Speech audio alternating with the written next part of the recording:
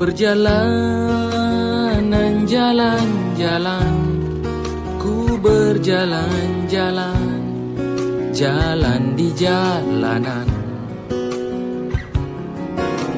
Ku kira kita asam dan garam, main kit tumbuh-tumbuh belanga. Kisah yang tak seindahnya indah itu. Aduh, siap, gerak.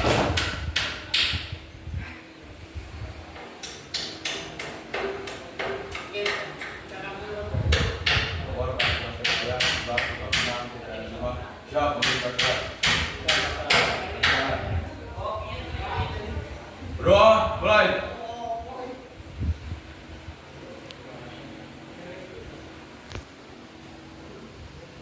Bro, selesai. Duduk bisa tempat, gerak.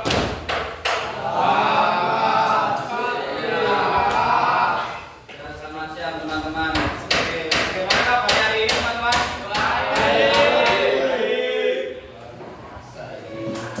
Oke, untuk pada pertemuan kali ini kita akan membahas tentang garis dalam penggunaan garis di gambar teknik. Kemarin sudah dijelaskan untuk garis itu ada apa saja. Nah, ini untuk melengkapi apa yang masih kurang, jadi saya akan mengulik lagi tentang penggunaan garis. Nah, teman-teman ada mungkin beberapa yang masih ingat tentang garis, coba angkat tangannya. Tentang garis, misal garis tebal itu fungsinya untuk apa? Mungkin ada yang masih ingat? Oke, kalau lupa nggak apa-apa, kita mulai dari awal lagi. Nah, itu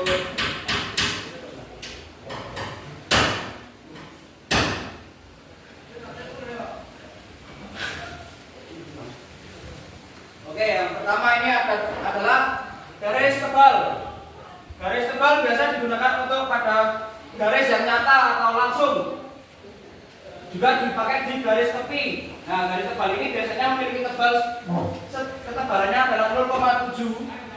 Ini 0,7 ini biasanya menggunakan pensilnya yang bisa 2B atau pakai pensil ini juga bisa. Nah, ini disebut adalah visible outline. Kenapa disebut visible outline? Itu karena dia adalah garis yang nyata. Terus yang kedua ini adalah invisible outline, yaitu garis tipis. Garis tipis ini memiliki tebalnya ini hampir setengahnya dari yang garis tebal. Nah, untuk garis tipis sendiri, ini penggunaannya itu ada di garis khayal atau suatu perpotongan yang terbuka atau di garis ukuran. Jadi kalau misal kita pakai ini, ada gambar berupa penghapus.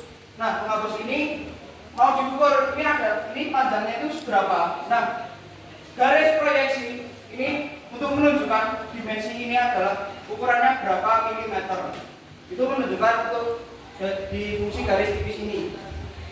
Nah, itu juga ada sebagai garis akhir, di mana garis akhir sendiri itu biasanya untuk menunjukkan perpotongan benda.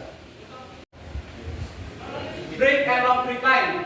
Nah, break and long break line ini ada garis tipis bebas dan garis tipis zigzag. Ini fungsinya seperti di contoh penggunaannya garis batas dari suatu bagian yang dipotong. Jadi semisal ini penghapus nih, aku bagi dua. Nah, di penggambaran di kertas atau di job sheet-nya itu adalah nanti di bagian tepi yang kena potong itu digambar menggunakan garis tipis bebas atau garis tipis zigzag. Jadi garis tipis bebas ini mau dibikin lengkungannya seperti apa itu boleh. Jadi emang karena disebut ini adalah bebas. Jadi penggambarannya emang pakai yang tipis tapi tidak terlalu tebal. Ya, bilang gitu.